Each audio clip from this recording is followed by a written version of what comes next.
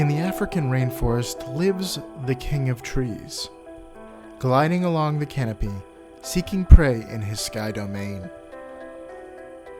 His crown is slight, but not his bite. One peck sends his subjects into an eternal slumber.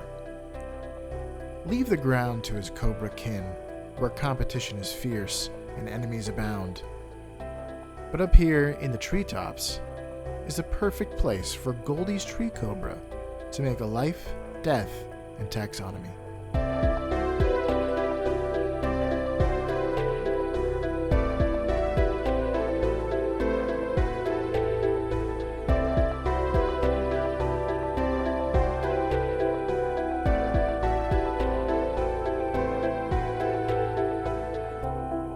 Welcome back to Life, Death, and Taxonomy. It's your 30 minutes of interesting animal information. I'm Joe. And I'm Carlos. Thank you to Cassie for the creation of our theme song. To hear more of Cassie's music, please search Cassie Michelle on YouTube or Spotify. I got the yips on that one. Yeah, you're thinking, you're in your own head. And a very special thank you to our patrons. Thank you so much for your support. It's greatly appreciated. Thanks for helping us keep the lights on. If you'd like to donate, just visit patreon.com/LDTaxonomy or click on donate on our website, ldtaxonomy.com. And today we're talking about danger from above. But more on that later. Yes, it's Africa. So danger comes from all sides. Every direction. Because that place is chock full of just the most dangerous animals.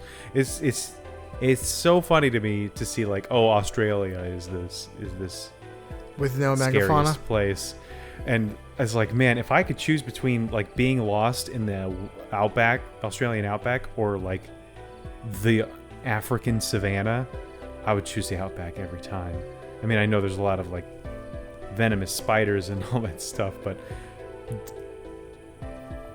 there's not lions.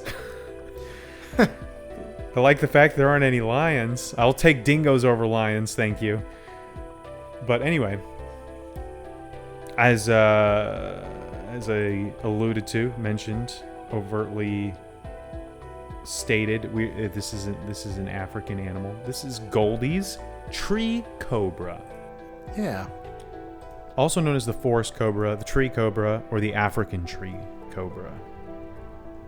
But we're going to call it here the toxic branch manager and Hoodie and the blowfish. Okay. Yep. I feel like you've done this before. Have I done Hoodie and the blowfish? I think so. I don't know. I'm in a phase of my life where I just don't consume new media all that much. So I just start to recycle the same bands and movies. So maybe I have. Maybe I'm a broken record. But I thought this was perfect. Unless I did it for the last Cobra we did. I bet you I did. Maybe. I bet you we did for like the King Cobra or something. I did. I called it Hoodie and the Blowfish. Or maybe for the blowfish. Who knows? But let's taxonomize this boy while we're at it. The kingdom is one you know, love, and are in. That kingdom is, of course, Animalia, the famous one. The phylum is Chordata. The subphylum is Vertebrata. The class is Reptilia by the strokes. The order is Squamata. The suborder is Serpentes. Snakes, obviously. Squamata also includes like lizards and stuff. The family is Elapidae. The genus is Pseudohage or Haye, depending on how you want to pronounce J's. And the species is Goldie with 2 eyes. Oh, great. So we have the binomial nomenclature of Pseudohage Goldie, which means we've made it to the listener's favorite part of the show, my favorite part of the show, nitty-gritty nomenclature, the part of the show where I ask you, Joe, a question, and that is the same every time. What is the English translation for the binomial nomenclature, which in this case, again, is pseudo-Haji, Goldie. What does that mean? Does that mean A, false forest hood, B, golden hooded climber, C, precious false cobra, or D, tree dwelling false gold? I could say them faster. I realize it may have muddled things by saying them slowly. False forest hood, golden hooded climber, precious false cobra, or tree dwelling false gold. Precious false cobra. Final answer. That is correct. Nice. I knew you were going to go deep on the meaning of gold. Does it just mean... Yeah, it means gold. It could mean either Goldie is Germanic for gold or precious. Something golden, something precious. Something borrowed, something new. Yes. Something Bob caters for you. Yes, so Haji, obviously pseudo means false. Haji is derived from the Arabic Haya or Haja, which is for snake, or more specifically a cobra. So it's a false, really it's a false golden cobra, but it could also be a false precious cobra. But yeah, let's talk about what this guy looks like. It is a long and sleek snake. So if you're thinking of one of those thick with two C's pit vipers, get that out of your head. It's long and sleek. Mm-hmm. Its color ranges from olive green to brown, or even very close to black, with a counter-shaded cream color on the underside. Think maybe more water moccasin colors. It has smooth, glossy scales, give it that polished sheen that some snakes have that make them look perpetually wet and slimy, even though they're not. And its head is slightly distinct from the neck, but is one of those. It's kind of like a coral snake, in which its head kind of tapers off. It's not like a pit viper that has this huge arrow-shaped head on the end of its body. The Goldie's tree cobra tapers off more. It can flatten its neck slightly like a cobra, not as dramatic as your typical king or spitting cobra. Yeah. Not like Arbok, but it can flare out its neck a little bit. And it has a long tail that is built for balance and gripping things. But as I've mentioned, it's long. It's sleek. How long is it? That's the question everyone's asking. Welcome to the Blood Measure-Up segment, the official listeners part of the show. The part of the show when we present the animal size and dimensions in relatable terms to a quiz that's fun for their whole family. It's also part of the show that is introduced by you when you send an audio of yourself saying, singing, or chatting. The words measure up into ldtaxonomy@gmail.com. We don't have any measure up intro this week, but that means we think of an animal. And Carlos has to guess what it is. Without further ado, the listeners part of the show.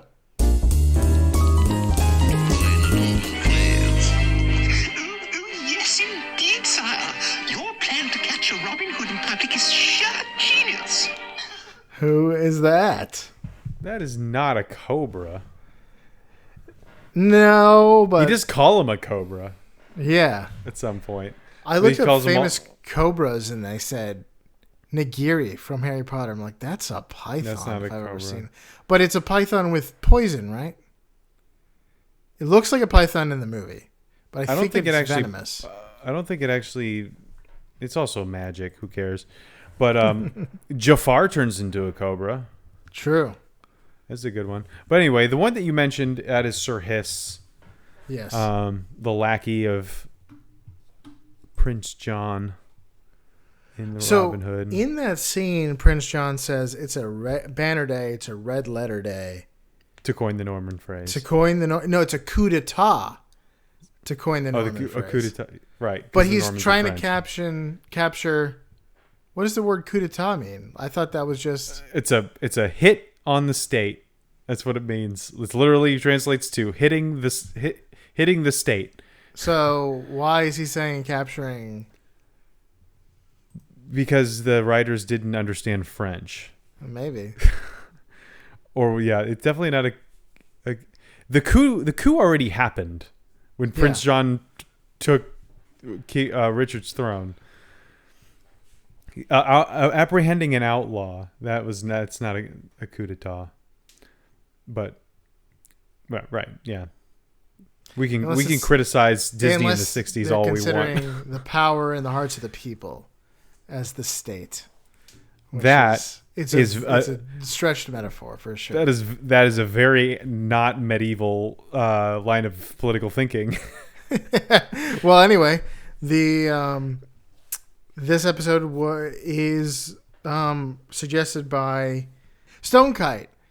It was suggested by Stonekite. Stonekite, I love it. I still love that name. On Spotify. So if you have suggestions, leave us a message on Spotify or email or anywhere else you can find us. Oh, Patreon. And we also got an email from Rowan, who said, thank you for doing the Black Rat. Rowan says he's 11. He lives in Perth in Australia. And his mom and dad bought him the Sunset Bear t-shirt for Christmas. Nice. I wore that all day. It was chilly, and I wore not the t-shirt. I have the sweater, and I was walking around with it, and I'm like, man, I love this design. So I'm happy that that Rowan is enjoying that design as well. Rowan, thank your parents again, because I can't imagine the shipping and handling getting that to Australia was cheap. So we really appreciate it. Teespring probably has distribution centers in like Singapore or something like that. Could be. That's true. It probably is coming. It's a shorter journey if you really think about it.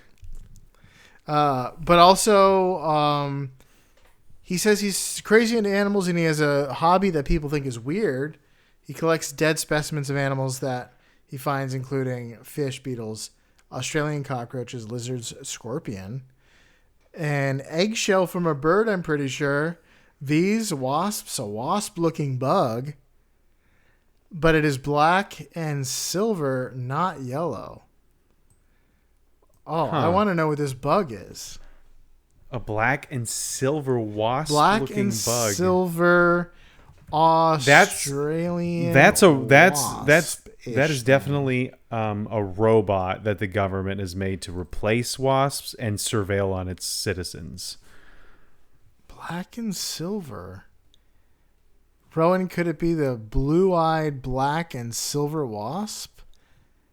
Tachysphex I think that is a cool hobby and occupation, especially for someone so young to have. Like to collect specimens and then and study them. Usually kids just like crush things and don't care about it. Yes. But to collect and study, that is very, very interesting. Yes. I imagine that doing that with fish might make your parents unhappy. With the as smell long as you are stuff. properly preserving. Rowan. Yeah, but with like scorpions and stuff, I mean, it's not like they smell a bunch when they. No, they just desiccate. They're exoskeletons. Rowan, was it the hatchet wasp? Look up a picture of the hatchet wasp. If anyone knows what that bug is, tell Rowan and us. But let's talk about their length. Anyway, thanks, Rowan. Yeah. Australian listener, we've been talking. I feel like we've been talking a lot about Australia recently, and not just because I've become a fan of Bluey over the past year. But you know, we had some questions. I think last time. I forgot what our questions were, but there's just a lot of interesting animals there. What's like? What are Australians' perceptions of like their fauna and stuff like that? Also, what are people doing in the north? Oh yeah. It was Well, again, it's Bluey. They live in a house in Queensland, in Brisbane in particular, and they just have their doors open. They don't have any air conditioning, and they just have their doors open all the time. And it's like, how do you not get flying murder scorpions and snakes and all manner of things that I assume are just constantly prowling the streets of Australian suburbia, waiting to get into your house. That just doesn't seem like, given the international perception of Australia, that you would just leave your doors and windows open there. I don't leave my doors and windows open in Florida because I am gonna get wasps in my house. I'm gonna get black widows. I'm probably gonna get a few rattlesnakes. Like we got a lot of stuff that I don't want in the house here. So if I open a window, it's got to have a screen. So there's a lot of like lower stakes things I don't want in the house, like roaches and mice, roaches, and termites, and all frogs and lizards. At church, and I have scorpions too. We just finally caught an iguana that was in church in the sanctuary, and was crawling around in the what do you call eaves? In the rafters, rafters, and you could see man. It was a distraction. The kids could not take their eyes off of it. And we just got rid of it. We just got rid of it finally. I cannot imagine just trying to have a serious church service and there's huge. It was actually not a huge lizard, but it was a young iguana, but it was big enough. It's like when there's birds inside Costco. Big enough to make noise when it was moving. At least it wasn't one of the ones that's 5.5 feet long, the size of a Cocker Spaniel. Just this big orange dinosaur lounging in the rafters at church. Anyway, we're way off topic. Yeah, so their length is 2.2 to 2.7 meters, or 7.2 to 8.9 feet. A traditional talking drum is a large hourglass slit drum used for long-distance communication in West Africa from the Achan people of the Ivory Coast. True or false? The talking drum is the same length as a Goldie's tree cobra.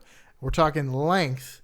It's a long drum, not the diameter of the drum. It is the Ivory Coast, or the Côte d'Ivoire, to coin the Norman phrase. I like the idea that you'll just say the French version of anything and coin a Norman phrase from it. To coin. Yeah, did he say to coin, or did he say to quote?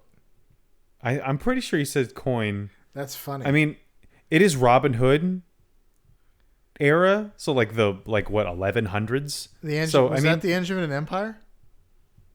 Well, the Norman conquest of the island of Britain was 1066. That's the Battle of Hastings. Right. So it's right around that time. So I imagine. Anyway, wow. Anyway. Let's talk about this drum. No, I think the drum is smaller. I think that the snake is longer than the drum. Final answer. The correct answer is true. The drum in this is about 2.7 meters.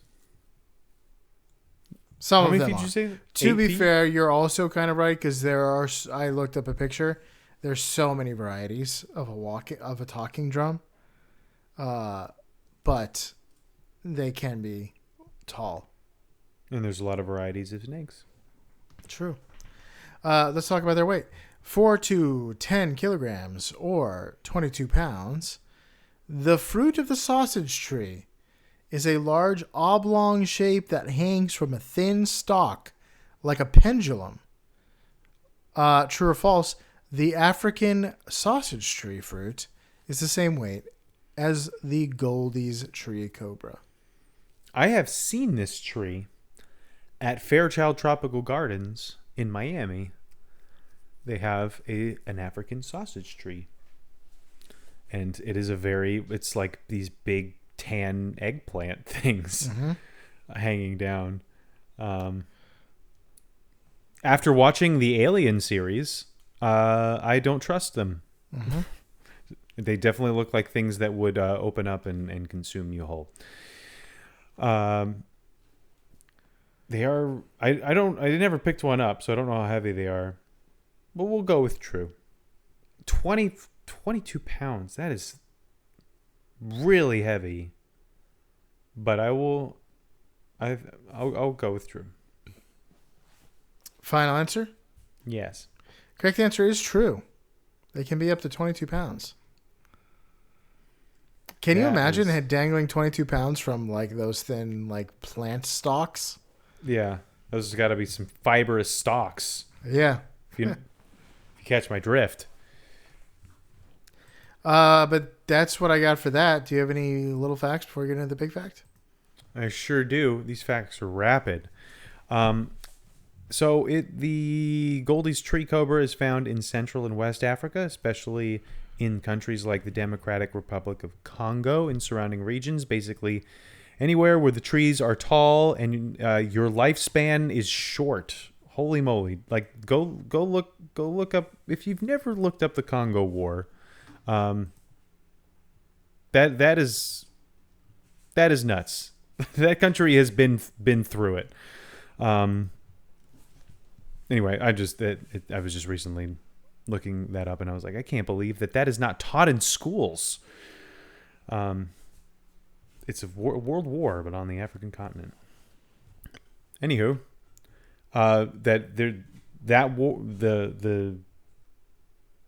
the situations like that political conflict and the existence of this stake in particular are two reasons why your life may not be very long in the Congo basin. So the cobra, the Goldie's tree cobra, prefers these dense tropical rainforests and woodlands. They like to eat small mammals, birds, amphibians. If it moves, it fits in the mouth. It's on the menu. It's back on the menu, boys. It uses a potent neurotoxic venom to immobilize its prey, and to immobilize it quickly, because it doesn't like to chase things like most snakes. Not big on chasing, big on ambush. They are pretty shy, but they can be defensive if they're threatened. And they don't go looking for fights, but they will absolutely finish them. The venom itself attacks the nervous system and is very dangerous to humans. It makes it one of those admire from the comfort of a documentary kind of animals. And they can live for about 15 to 20 years in the wild, provided that it does not become prey for like larger birds like eagles and mammals like civets and mongooses. I didn't know there were mongooses in Africa, but there's several species of mongooses in Africa. And then if they can be in India, they can be in Africa. Yeah, but does the same apply to tigers? Yes. Probably historically, yes. Lions. They can be. But are they? Not anymore. I feel like a tiger would really disrupt the balance of the circle of life in Africa if there were suddenly like a population of tigers. Well, suddenly, yes. All I know is that lions used to be everywhere, and now they're just confined to Africa. Or else you wouldn't have all those fun biblical proverbs where you can't go out because there's a lion outside, and how that's a bad excuse. It sounds like a good excuse. I think he was lying. Humanity as a whole drew a line in the Sahara desert sand and said, "This far and no further."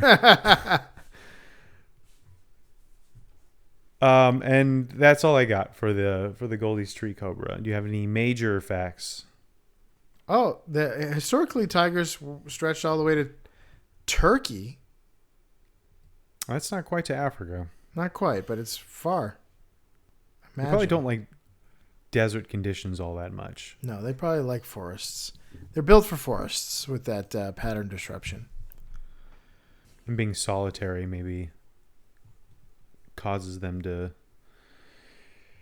behave differently than lions. Mm-hmm. Well, I'm calling this major fact Cobra High.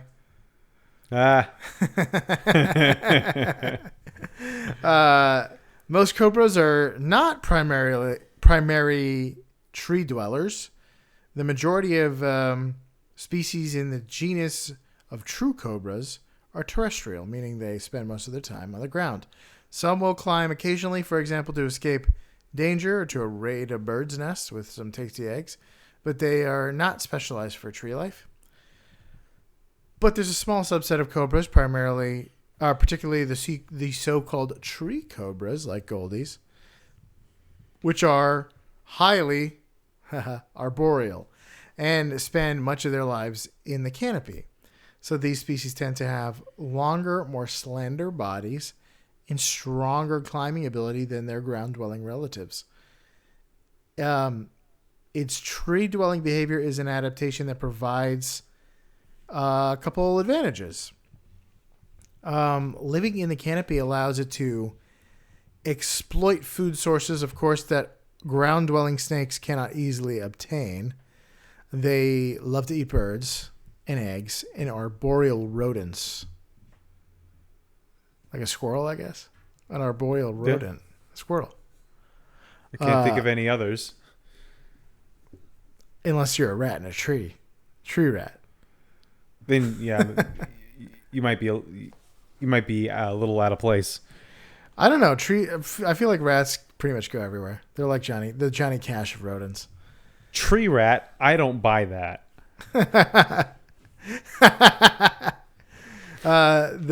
Where are they at home more? The street or the tree? The being in trees reduces competition with other predators. That, the ground is the great equalizer. We all go to the ground. I thought guns were the great equalizer, but okay, tell me how the ground is the great equalizer. Except for all land animals, the land is a place that is an option for you. Yes. Even if you can not be on land, it's better to not. True. There's too much competition down there. Right. The elevated position also offers some protection from ground-based predators and creates opportunities for ambush hunting, where the snake can remain concealed and strike quickly as prey moves through branches. I would imagine it also makes it so that, like, your prey has a very limited area of escape. You have to go Tarzan style. You have to do some tree surfing. Or sugar glider style. It's funny how nobody ever talked about how ridiculous the physics of Tarzan's tree surfing was. Tarzan's tree surfing was the single coolest thing I had ever seen for years of my life. That was I give him more clothes and I wanted to be Tarzan so bad. And all I think about is how splinters would happen. Yeah, and any attempt to do the tree surfing was met with abject failure. I will give you that one. Even in Florida, where we're in South Florida, with all those moisture and moss, big ficus trees, which have really smooth bark and lots of undulating branches and stuff, is like the perfect Tarzan situation, and I still couldn't make it work. Also, there's always falling off the tree that's on the table. They literally just were like, we want to give him a surfer vibe. let's make him just defy physics. But he moves so fast. He's so cool. And then you have to do it in Kingdom Hearts, and then it's not cool at all. Only he can do it. You have to look like a surfer to do it. So another important factor is the environment itself. Rainforest canopies provide stable humidity and temperature conditions, and they're well suited to the physiology of the Goldie's Cobra. It's also more possible to live your whole life in a rainforest canopy than places where other cobras live, like the savannah or some place where like it just makes more like rocky terrain. The rainforest has the trees necessary to maintain an arboreal lifestyle. They're harnessing tree power, rainforest power, like Paul Atreides, not desert power. Not desert power, yeah. Over time, the Goldie's tree cobra adapted the traits that support the lifestyle of a tree dweller, including the long, slender body, strong muscles for climbing, and excellent balance. They're longer than their kin because they need to be longer in order to reach the next branch. It's just a matter of they reached so much. They stretch themselves. They stretch themselves like basketball players. Like why are all the basketball players tall? Because they stretch a lot. Because they stretch. Because they dead hang and it makes them taller. Yeah. Well, they're reaching for the hoop. And all that stretching. There's a real chicken and egg situation. So their bodily features allow them to move efficiently both in trees and on the ground, but especially in tree life. They're super fast also. They're very nimble, which is scary. When a deadly cobra is quick and agile, that's scary. And above you. Yeah, and above you. And has a high ground. Since they are mostly arboreal and super fast and nervous and quick to flee, it's very elusive, and recorded bites are rare.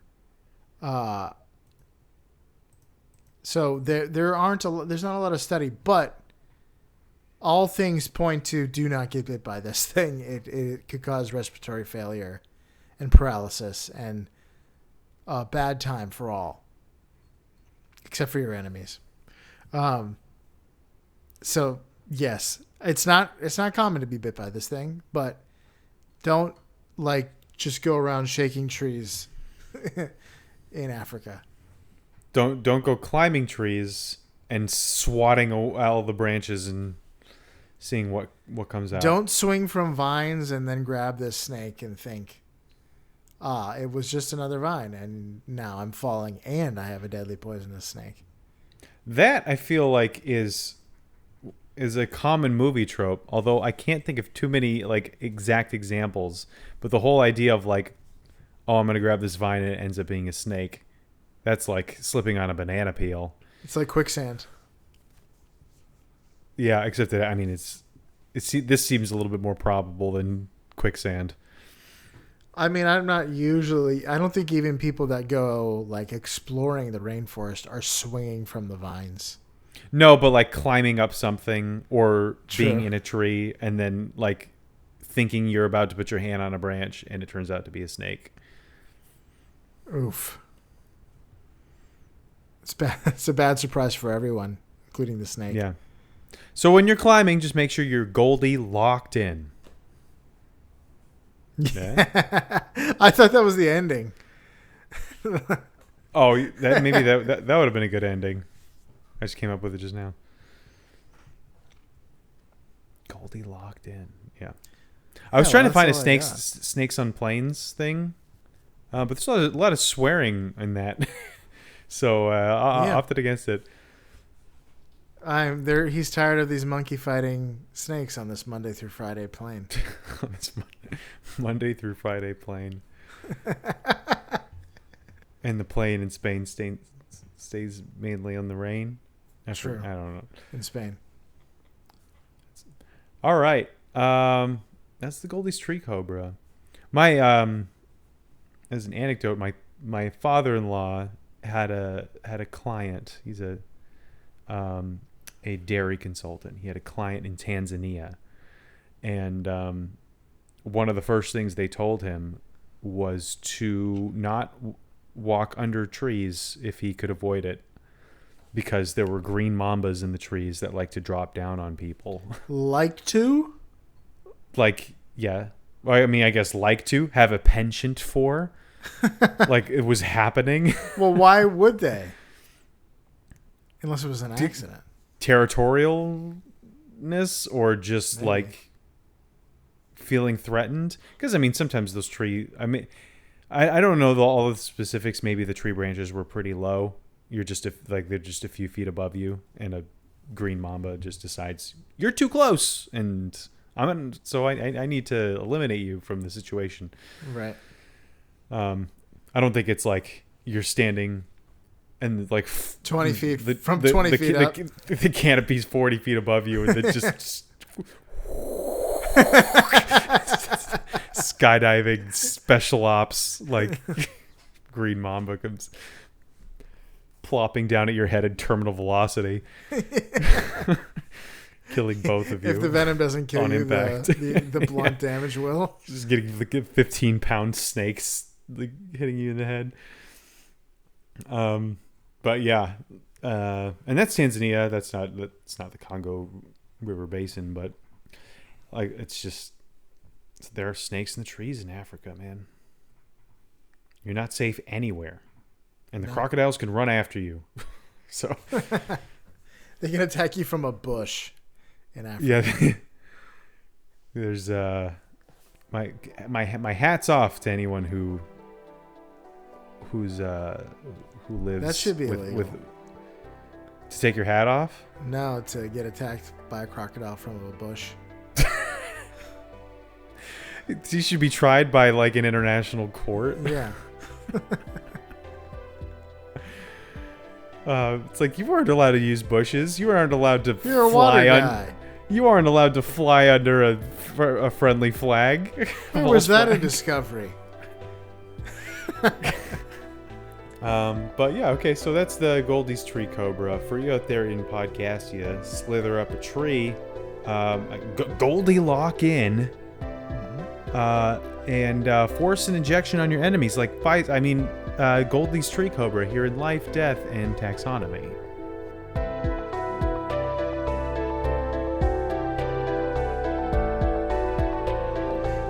Hey Taxonomy Titans, I just want to remind you that we have a Patreon that you can find by going to ldtaxonomy.com/donate. All of our episodes are uploaded there. Sign up for free to engage with us, leave episode suggestions, or chat with other animal enthusiasts. If you find it in your heart to donate, it will help us cover some costs and continue to make the show. Plus, we'll thank you every week. Most importantly, thank you all for listening.